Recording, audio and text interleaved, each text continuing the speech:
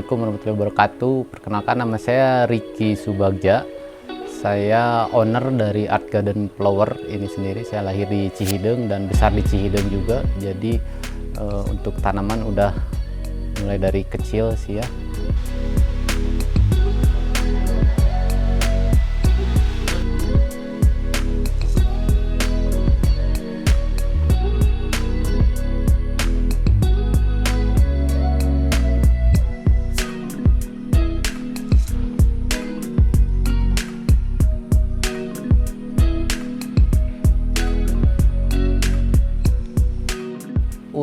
Untuk jualan online sendiri saya itu terbilang ketinggalan ya, karena dulu sempat tidak terpikirkan untuk jualan online di bidang tanaman hias, karena nggak terpikirkan bagaimana packingnya, bagaimana pengemasannya, bagaimana cara pengirimannya, karena waktu itu juga saya sendiri masih fokus kerja, jadi nggak terlalu banyak mencari tahu tentang ekspedisi-ekspedisi pengiriman yang ternyata bisa untuk mengirim tanaman kayak gitu. Nah, waktu 2018 saya lihat postingan seseorang di Instagram, kok bisa ya tanaman antar kota gitu dikirim. Akhirnya dari situ saya nyoba tuh bikin Instagram si Art Garden Flower. Awalnya bukan di tanaman, justru saya dulu di kayak lumut kayak gitu, jual-jual kayak terrarium, namanya terrarium dulu awal-awal postingan. Kalau kita scroll ke bawah sih Art Garden itu pertama postingnya itu. Saya melihat kiri kanan saya itu banyak tanaman hias dan banyak para petani dari lingkungan saudara juga banyak petani tanaman hias. Akhirnya terpikirkan untuk jualan tanaman hias secara online di Instagram. Itu belajar posting-posting, pulang kerja, itu kerja di salah satu hotel di Bandung ya. Pulang kerja kita ambil foto-foto dulu, karena dulu saya nggak punya tanaman sebanyak ini gitu.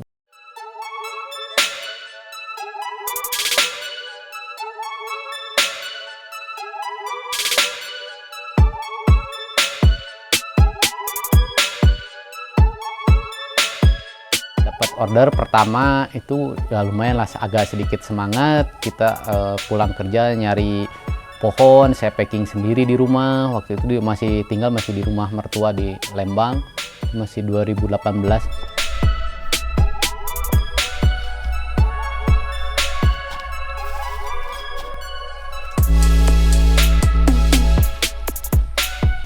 Pertama dapat order tuh keluar ke Hong Kong.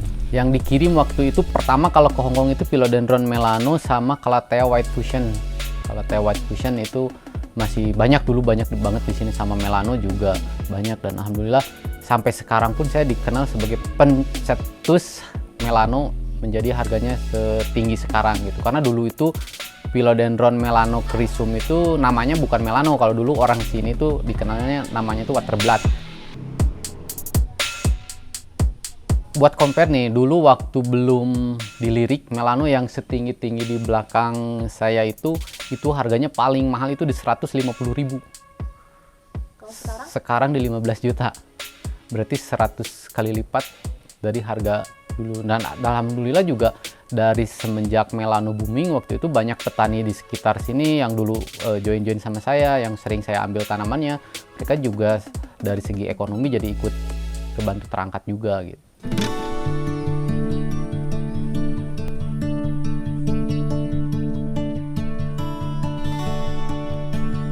Tanamannya sih turun-temurun, tapi mana ada sih yang orang tua petani pasti anaknya pengen lebih tinggi sih dari petani, atau pengen beda lah setidaknya dari si orang tua itu, entah itu jadi dokter kayak apa kayak atau juru masak kayak, kan kita nggak tahu. Nah, waktu itu saya sekolah sebenarnya di otomotif, terus kuliah di akuntansi karena pengen ngejar sesuatu yang punya jabatan gitu, tapi ya mungkin nasibnya harus udah basicnya balik lagi ke bunga, ya akhirnya kita ke bunga lagi.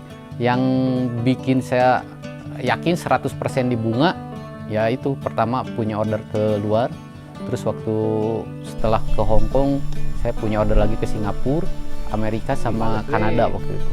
Dan waktu itu permintaannya sangat luar biasa.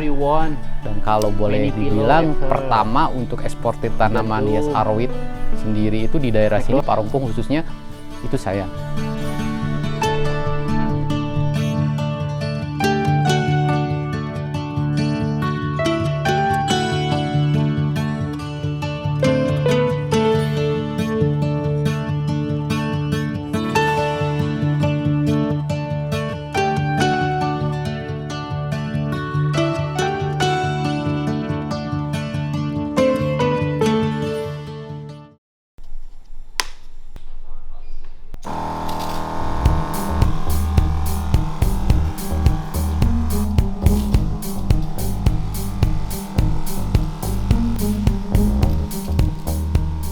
kalau di tanaman itu, kalau saya boleh bilang, minim kerugiannya. Asalkan kita punya prinsip untuk bertani, selama kita bisa bertani, modal itu pasti balik.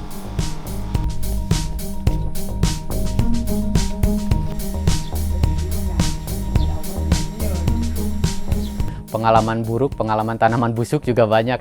Nah itu, ya itu salah satu sisi yang orang lain nggak pernah tahu dan nggak pernah orang lain itu nggak pernah berpikir ke arah sana.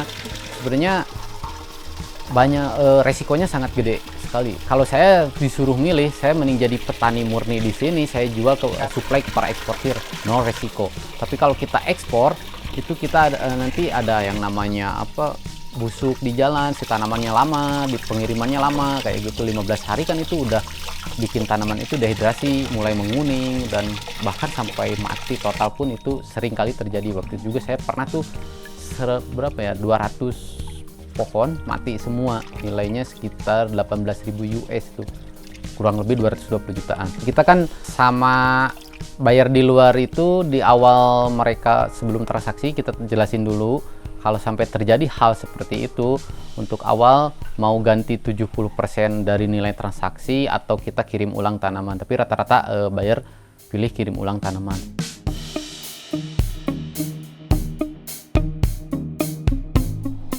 Yang pertama kita harus berbadan hukum ya. Pertama kita harus minimal CP kayak gitu.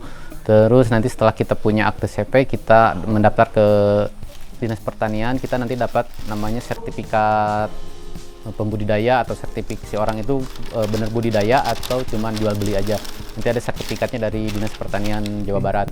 Setelah itu kita submit, bikin account ke Kementerian Pertanian untuk kita bikin shipmentan, namanya surat izin ekspor lah, kayak ekspor dari Kementerian Pertanian. Untuk selanjutnya kita submit ke Kementerian Karantina, Kementerian Pertanian juga, tapi divisinya di karantina untuk kita dapat phytosanitary certificate. Karena salah satu syarat, sebenarnya syarat utamanya itu ke negara tujuan itu kita harus ada kirim tanaman itu harus bareng sama phytosanitary certificate. Kalau manusia mah mungkin apa ya, paspornya lah.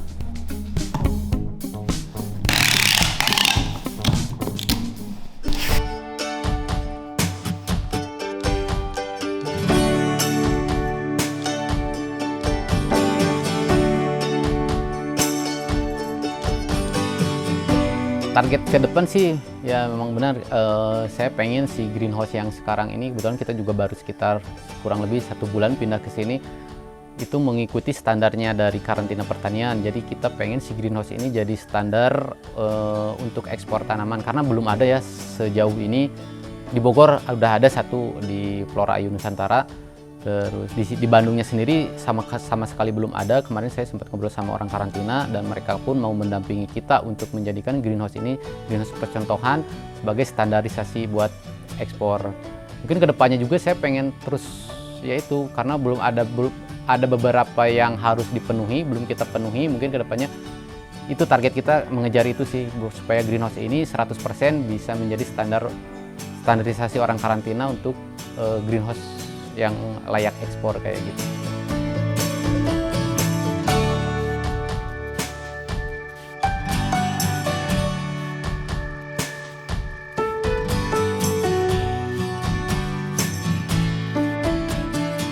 Menurut saya nggak hanya tanaman, apapun kalau kita udah hobi, udah seneng, itu kemudahannya bakal terasa, keindahannya pun juga bakal terasa. Karena tanaman itu bisa jadi salah satu pengobat stres juga.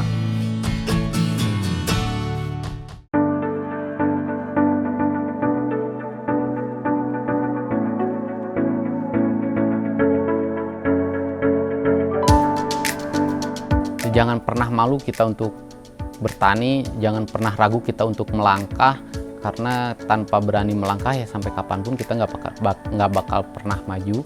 Terus jangan pernah kecewa dengan satu kesalahan, karena tanpa kesalahan ya apa yang harus kita perbaiki kayak gitu. Jadi kalau memang udah yakin mau ekspor, ya udah jalanin aja gitu. Yang baru mau coba ekspor harus dimulai dari sekarang. Kalau cuman angan-angan aja, saya pengen tapi takut, ya sampai kapanpun nggak akan pernah terjadi.